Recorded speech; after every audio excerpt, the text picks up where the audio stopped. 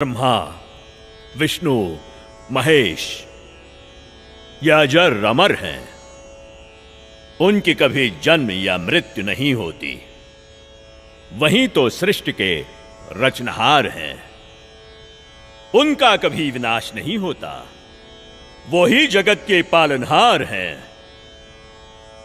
वास्तव में परमात्मा तो निराकार है। यदि आप अपने जीवन में सुख प्राप्ति चाहते हो तो एकादशी का व्रत कीजिए, श्राद्ध निकालिए। जो श्रद्धालु लोग इस जन्म में दुख भोगते हैं वो उनके पिछले जन्मों के कर्मों का फल है, और पिछले जन्मों के कर्म फल को भगवानों को भी भोगना पड़ता है। तो फिर आम जीव की क्या औकात है?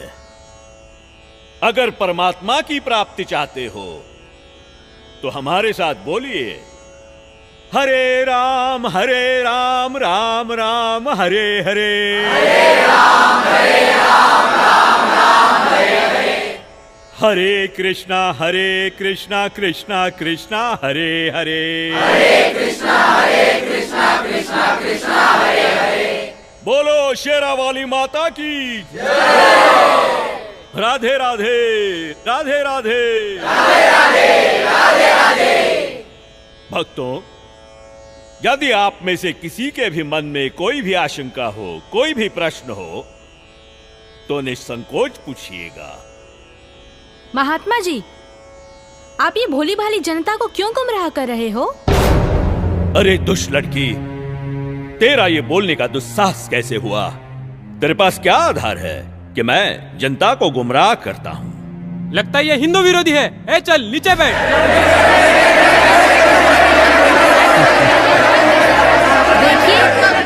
देखिए, हमारी इसी सोच की वजह से इन धर्मगुरुओं ने हमें गलत दिशा प्रदान की है।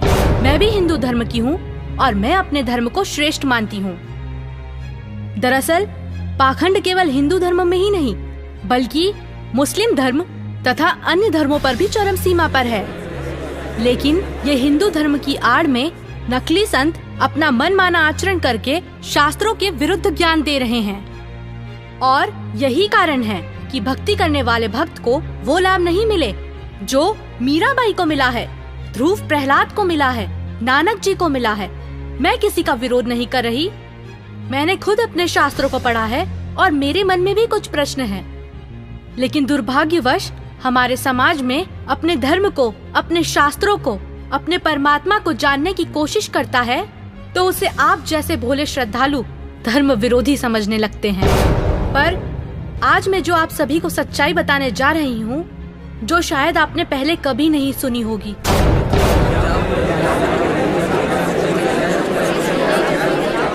ज्यादा बात मत बना लड़के। तेरे पास क्या प्रमाण है? बताती क्यों नहीं? महात्मा जी, थोड़ा धीरज रखिए और सुनिए। आप ही ने तो कहा था ब्रह्मा, विष्णु, महेश अजर अमर हैं, उनका कभी विनाश नहीं होता, वही सृष्टि के रचनाहार हैं। मैंने टीवी पर एक संत रामपाल जी का सत्संग सुना, उसी से पता चला। पता है उन्होंने क्या कहा? रुकिए एक मिनट, अभी बताती हूँ।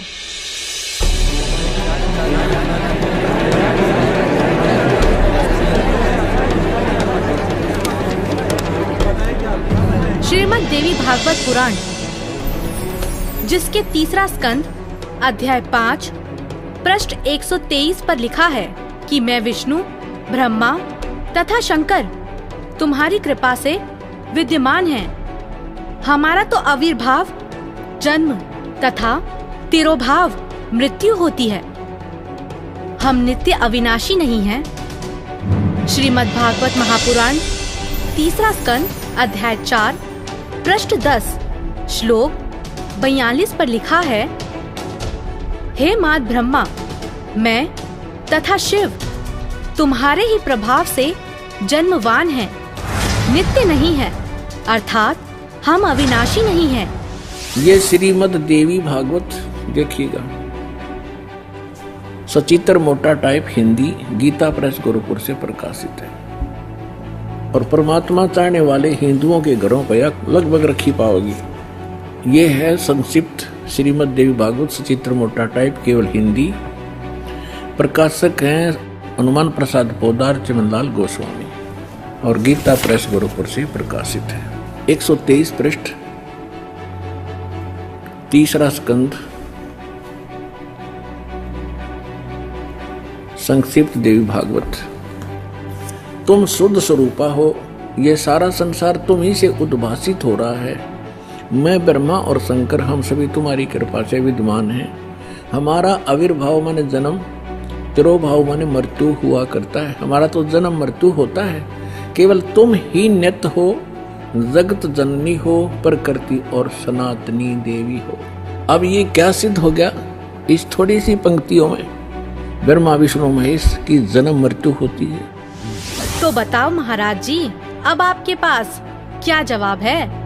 आप ही ने तो कहा परमात्मा निराकार है। हाँ, तो गलत क्या कहा? परमात्मा तो निराकार ही है, और यही हमारे वेद शास्त्र कहते हैं। महात्मा जी, आप बिल्कुल झूठ बोल रहे हैं। शास्त्रों में कहीं नहीं लिखा कि परमात्मा निराकार है। शास्त्रों में क्या लिखा है ये मैं आपको बताती हूँ, जो कि मुझे संत जी के प्रवचनों द्वारा पता चला। अब ऋग्वेद मंडल नंबर 9 सूक्त 82 में कति कंसेप्ट क्लियर हो जाएगा। ऋग्वेद मंडल नंबर 9 सूक्त 82 और मंत्र नंबर 1 में क्या कहा है? वह है जो सर्वोत्पादक प्रभु, यानी सबकी उत्पत्ति करने वाला, 6 दिन में सृष्टि रच के 7वां दिन तख्त पर बैठने वाला, प्रकाश रूप सद्गुणों की वृष्टि करने वाला, पापों का हरण करने वाला, वह राजे, ये संस्कृत है, इसका अर्थ है राजा के समान। राजा के, ये 269 पृष्ठ पे है राजा के, और इधर देखो 270 पृष्ठ पे, 270 पृष्ठ पे राजा के समान दर्शनीय है, देखने में राजा के समान है, तख्त पर विराजमान है, सिर पर मुकुट है उसके, और वह पृथ्वी आदि लोकांतरों के चारों ओर शब्दमान हो रहा है। वह वर्णीय पुरुष को, अच्छी आत्मा को, जो दृढ़ भक्त है उसको पवित्र करता हुआ प्राप्त होता है। कैसे? जिस प्रकार विद्युत स्नेह वाले स्थानों को आधार बनाकर प्राप्त होता है। आगे किस लिए आता है? उद्देश्य क्या होता है आने का? हे परमात्मन, उपदेश करने की इच्छा से, तत्व ज्ञान, यथार्थ ज्ञान बताने की इच्छा से आप महापुरुषों को प्राप्त होते हो, नीचे आकर के गति करके आते हो, और आप अत्यंत गतिशील पदार्थ के समान हमारे आध्यात्मिक यज्ञ को, यानी हमारे धार्मिक अनुष्ठानों को प्राप्त होते हैं। आप कबीर देव हैं, आप अल्लाहु अकबर हैं, शुद्ध स्वरूप हैं, आप पाक हैं, पवित्र हैं। हमारे पापों को दूर करके हे अमर परमात्मा सोम, आप हमको सुख दे। हो गया सिद्ध। शास्त्रों में लिखा है, यजुर्वेद अध्याय 5 मंत्र 1, 6, 8, यजुर्वेद अध्याय 1 मंत्र 15, यजुर्वेद अध्याय 7 मंत्र 39, ऋग्वेद मंडल 1 सूक्त 31 मंत्र 17, ऋग्वेद मंडल 9 सूक्त 86 मंत्र 26, 27, ऋग्वेद मंडल 9 सूक्त 82 मंत्र 1 से 3। इसमें ये लिखा है कि परमात्मा साकार है, और यही पवित्र कुरान शरीफ और पवित्र बाइबल सिद्ध करते हैं। यह है पवित्र बाइबल, संपूर्ण जीवन अध्ययन बाइबल। प्रबंधक संपादक डेविड स्टुअर्ट, अंग्रेजी प्रधान संपादक Donald C Stamps, MA MDV, संयुक्त संपादक ये सारे इनका ये यहाँ से छपाई देखो। जेनेसिस माने सृष्टि, जेनेसिस 1, ये 4 पृष्ठ पे उत्पत्ति यहाँ से आरंभ होती है। प्रथम आदि में परमेश्वर ने आकाश और पृथ्वी की सृष्टि की, ये पहला दिन था। इस प्रकार ये पहला दिन हो गया। फिर दूसरा दिन हो गया, प्रकाश पर पुरुष बना दिया परमात्मा ने। फिर ये तीसरा सांझ भोर हो गया, फिर तीसरा दिन हो गया। जो कुछ भी इसमें फलदार वृक्ष जिनके बीज एक एक जाति के अनुसार बनाए, ये इस प्रकार। अब ये तीसरा दिन हो गया। दिन और रात पर प्रभुता करें और उज्ज्वला दियारा करें। इस प्रकार सांझ हुई, फिर भोर हुआ, ये चौथा दिन हो गया। फिर यहाँ देखें प्रश्न नंबर 5 पे, वो 4 पे पढ़ा आपने, अब 5 पे क्या है, सांझ हुई भोर हुई, फिर ये 5वां दिन हो गया। छठे दिन पे आना हमने, असली बात ये है। फिर परमेश्वर ने कहा मनुष्य को हम अपने स्वरूप के अनुसार अपनी समानता में बनाएं, और वे समुद्र की मछलियों और आकाश के पक्षियों और घरेलू पशुओं और सारी पृथ्वी पर और सब रेंगने वाले जंतुओं पर जो पृथ्वी पर रेंगते हैं अधिकार रखें, यानी उनसे समझदार हों। तब परमेश्वर ने मनुष्य को अपने स्वरूप के अनुसार उत्पन्न किया।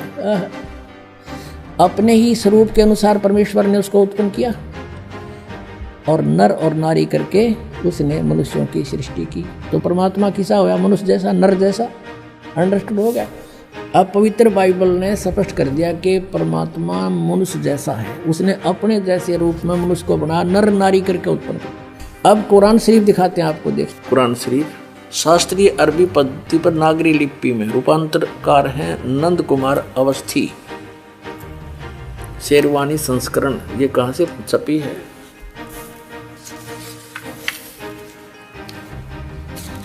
ये वही लिखा कि वो इस्लामी किताब, इसमें कोई संदेह की गुंजाइश नहीं है।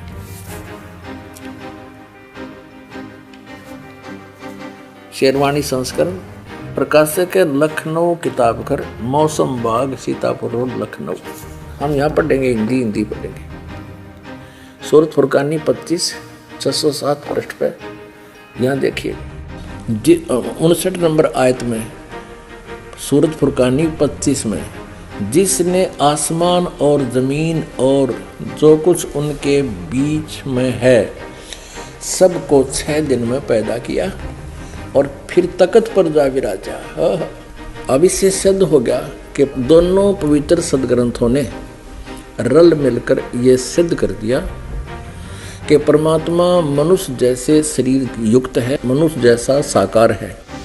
महात्मा जी, आपने ये भी झूठ कहा है कि श्राद्ध निकालने, व्रत करने से सुख और मुक्ति मिलती है, जबकि संत जी के प्रवचनों से सुना है कि गीता अध्याय 9 के श्लोक 25 में कहा है, पितरों को पूजने वाले पितरों को प्राप्त होते हैं, भूतों को पूजने वाले, पिंड दान करने वाले भूतों को प्राप्त होते हैं, अर्थात भूत बन जाते हैं।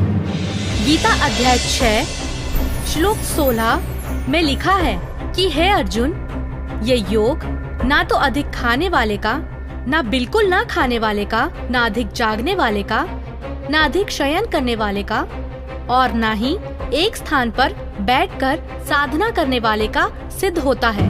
गीता अध्याय 16 श्लोक 23-24 में कहा है कि शास्त्र विधि को त्याग कर जो साधक मनमाना आचरण करते हैं, उनको ना तो कोई सुख होता है, ना कोई सिद्धि प्राप्त होती है, तथा ना उनकी गति अर्थात मोक्ष होता है।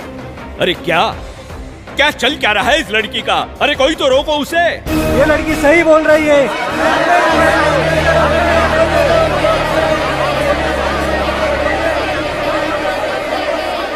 और हद तो तब हो गई बाबा जी, जब आपने कहा परमात्मा पाप नहीं काटते, कर्म का भोग तो भोगना ही पड़ता है, चाहे कितनी ही भक्ति कर लो।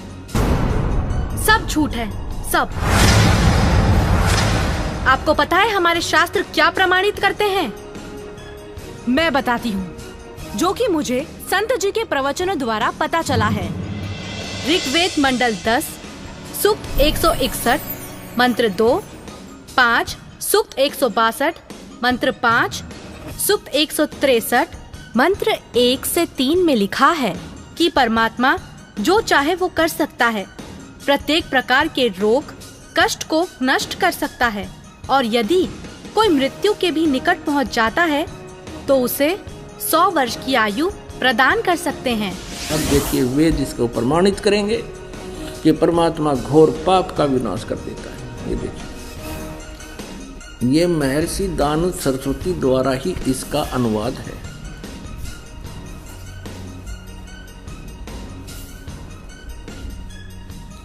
प्रकाशक है सर्वदेशिक आर्य प्रतिनिधि सभा 2/5 महर्षि दान भवन रामलीला मैदान नई दिल्ली से।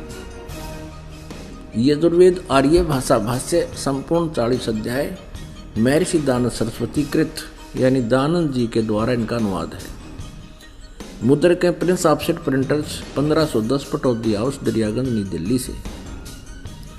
अब देखिएगा यजुर्वेद के 8वें अध्याय का 13वां मंत्र स्पष्ट करेगा। ये 8वां अध्याय और 241 पृष्ठ पे 8वें अध्याय का 13वां श्लोक। इसमें क्या लिखा है कि देव कर्तस्य एनस्य अवजनमसि, मनुष्य कर्तस्य एनस्य अवजनमसि, पितृ कर्तस्य एनस्य अवजनमसि, आत्म कर्तस्य एनस्य अवजनमसि। एनस्य एनस्य घोर एनस्य एनस्य माने अपराध के अपराध यानी घोर पाप के भी। अब आपको इसका यहाँ दिखाते हैं 242 पृष्ठ पर इन्हीं का अनुवाद किया हुआ। ये 242 पृष्ठ पे। हे सबके उपकार करने वाले मित्र आप। अब यहाँ इसने मित्र शब्द प्रयोग कर दिया, यहाँ परमेश्वर ना लिखा, क्योंकि इसको पता था वेदों को पढ़ने वाला मुझ पर पूरा विश्वास करेगा, और मैंने यहाँ लिख दिया मित्र, तो वो ये समझेगा कि मित्र के बारे में लिखा है, भगवान के बारे में नहीं, इसलिए इसको पढ़ पढ़ा कर आगे चल पड़ेगा। आप दान देने वाले के अपराध के अवजनम, एनस्य माने अपराध के, अवजनम माने विनाश करने वाले, असी माने हो, मनुष्य कर्तस्य साधारण मनुष्यों के किए हुए, एनस्य माने अपराध के, अवजनम माने विनाश करने वाले हो। पितृ कर्तस्य पिता के किए हुए, एनस्य माने अपराध, ये अपराध ही लिखना चाहिए था, विरोधासन लिखा है। अच्छी प्रकार हरने वाले हो, नाश करने वाले हो। अपने किए हुए, एनस्य माने पाप के, एनस्य कहो, एनस्य का अर्थ पाप कहो, एनस्य माने अपराध कहो, एनस्य माने अपराध या पाप एक ही अर्थ होता है। एनस्य माने पाप के दूर करने वाले, अवजनम माने नाश करने वाले, अवजनम विनाश करने वाले हो, अवजनम माने विनाश करने वाले हो। एनस्य एनस्य अधर्म के अधर्म यानी घोर पाप के भी, अवजनम माने नाश करने वाले हो। अब जानता हुआ मैं जो कुछ भी अधर्म आचरण किया करता हूँ या करूँ, अनजान में जो कुछ भी किया करता हूँ वह करूँ, उस सब एनस्य माने अपराध के, पाप के, दुष्ट आचरण के नहीं, पाप के आप अवजन माने नाश करने वाले हो। और महात्मा जी, आपको तो ये भी नहीं पता पूर्ण परमात्मा कौन है। अच्छा लड़की, तो तुम ही बताओ कौन है पूर्ण परमात्मा? पूर्ण परमात्मा, पूर्ण परमात्मा वो है जिसने सृष्टि की रचना की है। उस परमेश्वर का नाम है कबीर। मैं आपको प्रमाणित करती हूँ, जो कि मुझे संत जी के प्रवचनों द्वारा पता चला है। प्रमाण 1, पवित्र यजुर्वेद अध्याय 29 मंत्र 25। जिस समय भक्त समाज को शास्त्र विधि त्याग कर मनमाना आचरण कराया जा रहा होता है, उस समय कबीर देव तत्व ज्ञान को प्रकट करता है।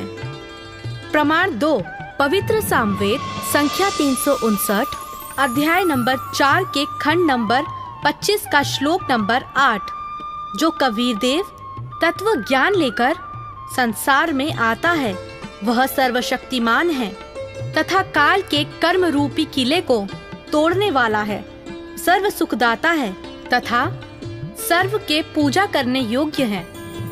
ऋग्वेद मंडल 9 सूक्त 86 मंत्र 17।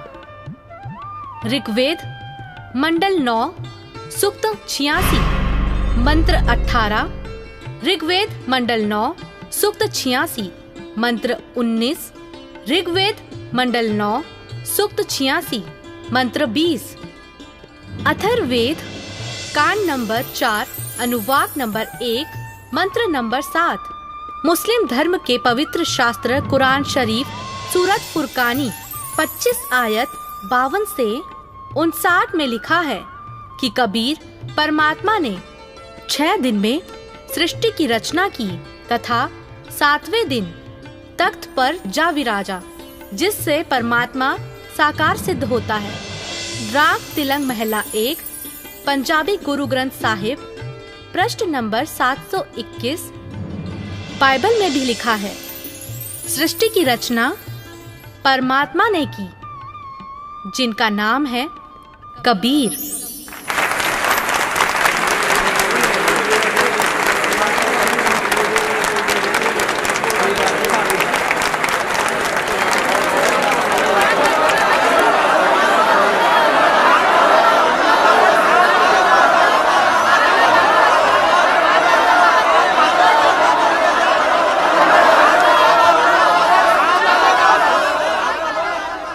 बहन, माफ करना, मुझसे गलती हो गई।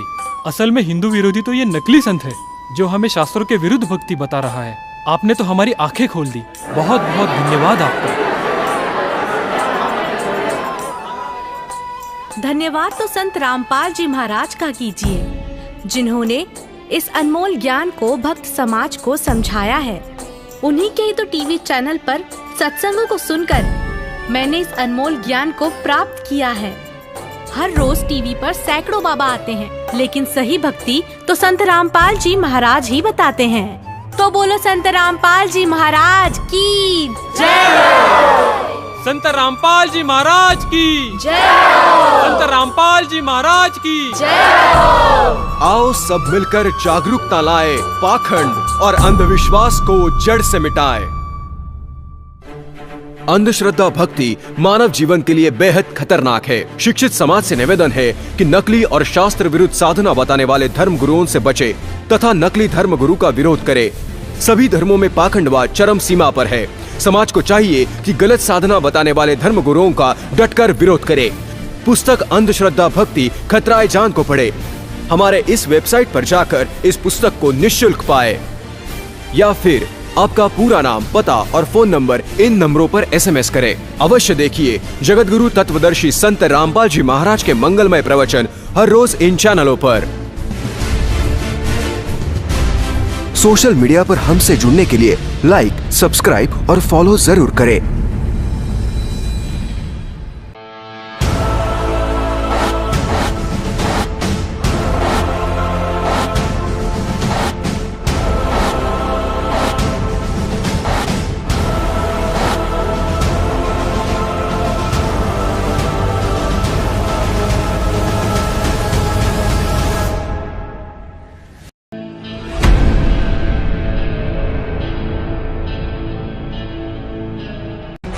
भारत के सभी राजनेताओं, स्वामियों, धर्मगुरुओं और शंकराचार्यों को मुसलमान धर्म के प्रवक्ता डॉक्टर जाकिर नायक की खुली चुनौती। ये चैलेंज है, कोई भी शख्स हिंदुस्तान में हो, मिनिस्टर हों दो, कोई भी स्वामी हों दो, कोई भी शंकराचार्य हों दो, इंशाल्लाह मैं तालिब इल्म हूँ इस्लाम और दीगर मज़हब का। मैं तस्लीम करता हूँ कि डिबेट होना चाहिए। मैं उनसे डिस्कशन करता हूँ, अगर मुझे गलत साबित करो मैं बदलने को तैयार हूँ। ये मुसलमान की जबान है, हम जब जबान देते हैं उसका पालन करते हैं। संत रामपाल जी महाराज ने स्वीकार की मुस्लिम धर्म प्रवक्ता डॉक्टर जाकिर नायक की चुनौती। मुस्लिम धर्म प्रवक्ता डॉक्टर जाकिर नायक हैं दादा आमंत्रित, जब चाहे कर सकते हैं संत रामपाल जी महाराज के साथ ज्ञान चर्चा। डॉक्टर जाकिर नायक के इस चैलेंज को स्वीकार करता हूँ, लेकिन अपने उस वायदे को याद रखना जिसमें कहा है कि जो मुझे झूठा सिद्ध कर देगा, गलत सिद्ध कर देगा, मैं अपने आप को बदल लूँगा। चैलेंज, आपको 10 पॉइंटों पर झूठा कर दूंगा सिद्ध, और कभी भी आकर के वो अध्यात्मिक ज्ञान चर्चा कर।